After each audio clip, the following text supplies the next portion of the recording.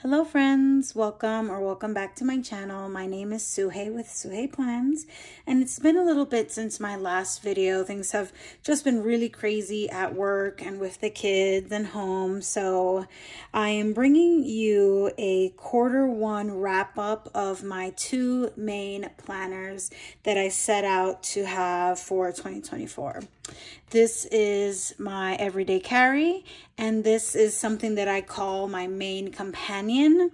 And I've talked a little bit about what this concept is in another video, but I'm going to review that quickly today and also just do a flip of each because I was really consistent in Q1 of the year in these two planners. Let's start with the everyday carry, and then we'll get on to my main companion. Oh, and briefly, this is a Hobonichi Hone A5. All right, so I started the year off in this beautiful Traveler's Notebook product cover in black with a sterling ink and one common planner in a horizontal weekly. Yeah, so here's my cover. I have, and I will kind of try to link all of the things below, although I have in some of my other videos as well. So I'll kind of try to limit that for the sake of this video and do focus on what's inside and how the quarter went. So again, I have the sterling ink N1 compact full year. I went with the compact because the compact just fits well in a Traveler's Notebook leather cover. I don't like how the full fits in these covers. I like it to be a little bit more compact, and I hate when the notebook like bleeds over the edge of the planner, so to speak. And so the compact was my go-to for the year. All right, so I've got some stickies here, just my name. It's not super decorated here at all, but we do have some decoration after that initial page. This is just some washi tape, some vellum. Oh, I need to put a dot sticker there. March is over. Those are from Shop Daisy Papers.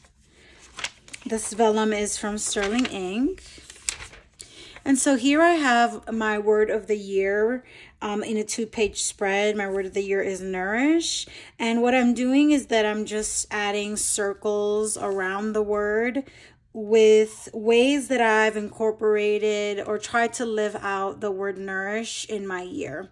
I actually have one more to add that kind of happened recently, so I'm excited to add something here. And so, for example, one of the ways that I nourished myself this year is I started a media journal. I was really excited to start that, and that's something that's brought me a lot of joy, and it's been fun to do. So anything that I'm kind of engaging in that I feel is a way that I'm nourishing myself, I'm adding on this spread. Pretty plain black and white, but that's okay. I do like this clean, neat aesthetic. All right, so here I have, this is on the goals page in the sterling ink that I kind of just completely covered up, so to speak, and just put what my vision board for the year and then what my goals are for the year by category. This one is whited out because I'm having like a big shift with one of my goals, and I'm really rethinking it. So I kind of just whited that out, and I'm going to do that over when I kind of really narrow that down, which will be soon. I just have some washi tape here, and these colors will help me identify when I'm working on one of these goals. I'm trying to color coordinate as much as I can. All right, so then I have some priorities. I'm using this spread, like the quarterly spread, exactly as it's intended. Just writing some priorities for the month here. And you know what? Let me try to zoom in a bit. And then here I just have kids school calendar, any days off that I take, any PTO that I've taken, any sick days, school calendar here. And then on the bottom, I'm using this for birthdays. I don't have anyone that's close to me with a March birthday. Can you believe that? Yeah. And so I'm doing that also for the rest of the quarter. I'm sorry, the other quarters of the year. And so you might be noticing that April is blank, and that's because I am trying something different for Q2 of the year. And it is not because this did not go well. This did very, very well. And I'll kind of explain when I finish my flip why I'm leaving. But this has gone very, very well. These are just some stickers from Cultivate What Matters sticker sheets. And then we jump into the monthly overview. So this is December, January, February. I very much use the monthly spreads to write down events, appointments, things to remember, etc. Do a little bit of decoration. And here we are for April. The rest of the months are not as highly decorated, but I did try to do some things in May, for example. And I have these date stickers here. I believe those are from Shop Daisy paper as well, that I added to each monthly spread. And so even though I am using something different for Q2 of the year, I do plan to back plan all of the things into this, because I want to jump back into this planner after Q2 of this year. Or maybe even sooner, we'll see. All right, so after all of the months, then we jump into the weeklies. And I've kind of used a template that includes task list, to buy list, reminders, and meals. And I thought this was very helpful to just have at a glance for each week of the year. Some weeks are a lot busier. Some weeks I'm a little bit better at meal planning than others. But I really liked having this blank page to use as I needed. And really these four items were of most importance on any given week. I'm using the left-hand side to just major things to remember for that day, major things happening that day. In addition to probably having it on a calendar view or on a monthly view or on a daily view. Yeah. So this has been working really, really well for me. I don't find myself forgetting to do things, or just the way that this is organized works really well for my brain. And I haven't had a lot of issues using it. This is about when I stopped and started moving into the new planner for Q2. And these are, if you notice, these are just some Midori tabs that I think are nice for the thin paper. And I just use a couple for a monthly, weekly, and daily view. Okay. So let's jump to the dailies. So I started this planner in late November. So I started DIYing in November with the blank pages in the back. I knew that I was going to run out of daily pages. You know, obviously this is the compact book, so there's not enough blank pages for a year. So I knew I was going to run out of these pages. And so what I did is that I started doing some of my daily pages for weekends in a notebook so that I can conserve some of the daily pages in here. And I am a person that just really needs daily pages. I like to take a lot of notes. I need to refer to things in a day. And I like to have my schedule for each day laid out. So having these blank pages really worked well for me. And I was really, really, really, really consistent. And I'll just kind of keep flipping. Sometimes I decide to be decorative and sometimes I don't, and that's okay. But this really kind of solidified for me my understanding of myself as someone who needs to plan every day. I changed up my highlighters for the different months.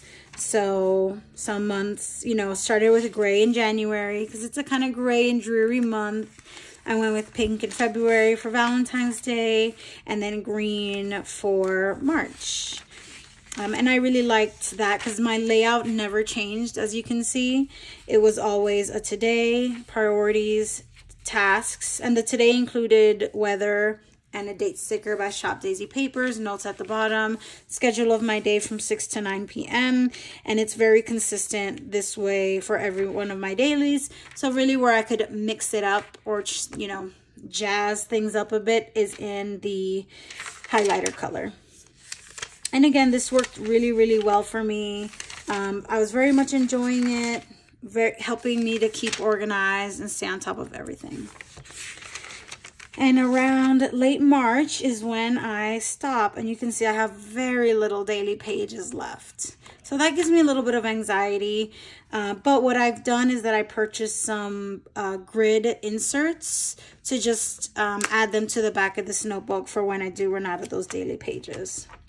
So as you can see, this was working really, really well for me. I didn't have any issues with it. So then why did I move on to something else? I moved on to the Nolte, and it is, I'm hoping to have a video out with more information about this planner. This is a Nolte 9690, and I forget exactly what it is, but this planner really kind of was meant to just ease some of the time that I spent on making these dailies every week. It's not a ton of work, but it is just one extra step. And in this quarter of this season, I'm looking to do less. And have one less step in my life. So what I've done is I'm using the Nolte that has a weekly view where I have a lot of the same things. I have the weather, part 3 priorities, a schedule. In the Nolte, I did have to sacrifice, and I'm only doing 6 to 7. But honestly, your girl is not doing anything really after 8 o'clock. Not with the season of life that I am in. And at the bottom, I have daily to-dos, weekly to-dos on the side, and then the blank grid pages in the back I'm using for notes and for meals. So it's similar to what my needs were in the TN, but I'm just saving time every week, not having to make a daily page and just kind of using this weekly spread and this layout. And it's kind of nice to just, you know, not have to do those daily pages and find my stickers. And this is just simplifying things a little bit more. I'm just in a really busy period of life right now. We're moving at the end of this month. So I just need to take things away and just minimize my planning as much as I can. And, you know, this planner was pretty affordable. And so I decided to jump in until probably June or July. Maybe even I'll go through all of quarter 2 in this, but we'll see. It's just this just saves me some time and some steps versus having to create these daily pages in the TN. And don't get me wrong, this is extremely satisfying. And I think on Instagram, I get so many wonderful comments and feedback on my daily pages. And I'm going to miss sharing that for sure, but really planning is prioritizing one's own time management and sanity, you know, and managing all the things. So this is kind of what I'm using for Q2. And it really has saved me some time from having to make those dailies constantly. And also it saves me time from having to set up weekends in a separate notebook. So, but otherwise this is going great. And when I have a little bit more flexibility and time in my schedule, I definitely plan to come back here. All right, so my main companion is the Hobonichi Hone, and as you can see, you know, there's a lot of like chunk and girth, but I definitely am not super decorative, so I'm sure there are other folks whose planners are much thicker than that. But this has gone splendidly. I can't think of another word right now to more define how wonderful this has been and how consistent I've been. And it's just working so well for me. And I just want to quickly say there are blank pages in here, and that doesn't mean that this system didn't work for me. And I'll say more as I kind of flip. I'm keeping stickers and things in here. I have my color coordinated like reference for, I use a lot of color coordination in this book, and so this is a handy reference, and you'll see why that is. I covered up the prior year and future year with my vision board for the year. I've used this like annual tracking page for tracking habits. I've been doing slightly different habits each month of the first quarter, but these will really significantly be changing in quarter 2. I've been using these sticky notes to kind of keep track of my daily habits because sometimes I don't always get a chance to record on here. So these stickies are really helpful for me to just like, if I get backed up, that's okay. I have these stickies to refer to. And as you can see, we're a few days into April, but I haven't had a time to, I'm hopefully this weekend working on my quarter 2 goals, and so I'll redo this. And what I've done is I just color coordinated my goals according to the category for this year. X's is that it did not happen, and dots is that it is. And that's working really well for me, and I plan to continue doing that for the rest of the year. So December was kind of like a figuring out period of what I wanted to do, and essentially I wanted to keep track of when I was when something in my day really focused on one of my goals for the year, and I decided to change that system to color coordinated dots. Something family related is in pink. I'm using kind of like a highlighted row, and that's what I love about the Hone, is that it has the graph grid in each of the days on the calendar view, and I'm just using that to write different things related to my goals. So events, happenings, appointments, those kinds of things in any given month were going in here, but things related to my goals were happening in here. So let's see, on the 9th I had a 30-minute cycling session.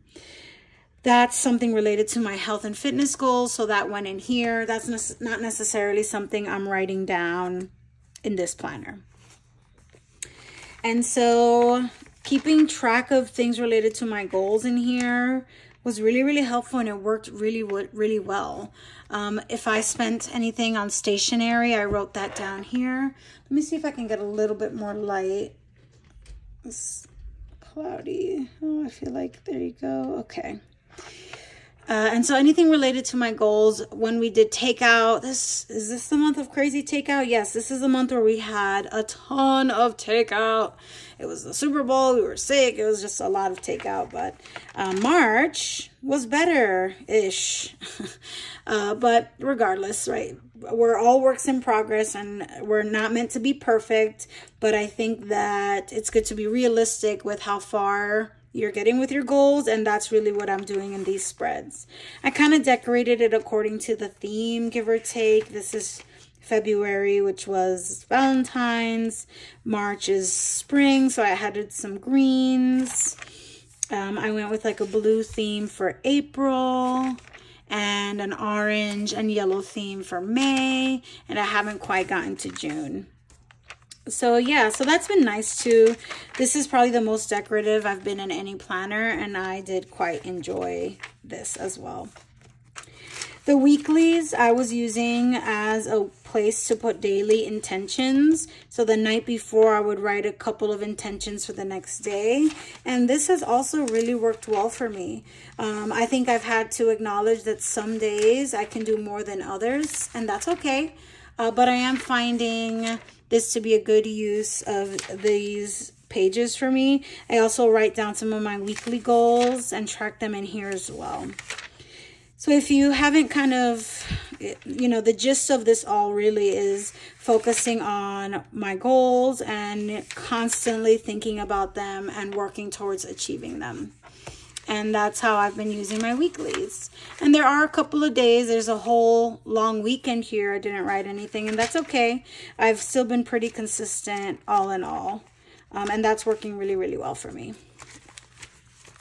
Then I'm using the daily pages really as daily pages.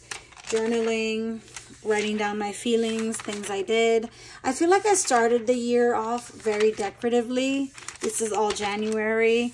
And that kind of went away as I keep flipping. I just didn't have, you know, like journaling is more important to me than how something looks. And so I kind of just ran out of time. And some days I'm a little bit more decorative, but I think as I keep flipping, things are just getting less and less decorative. I'm just keeping things a little bit more simple. I mean, this February page is Valentine's Day, so that was a lot, but you know, I'm just kind of going through the motions and really, and maybe it's because my life is busier and things are getting busy. So there's just a lot of written content here versus like super, super decorative pages. This is really when things start to get a little bit simpler, which is okay. And honestly, I don't want to let go of daily journaling. And if that means that I have to make it simple, less stickers, less things to put in, then so be it. Because it's more important for me that I just write in it. And as you can see, there are definitely blank pages, but that's okay. I still think that I still have been super, super consistent.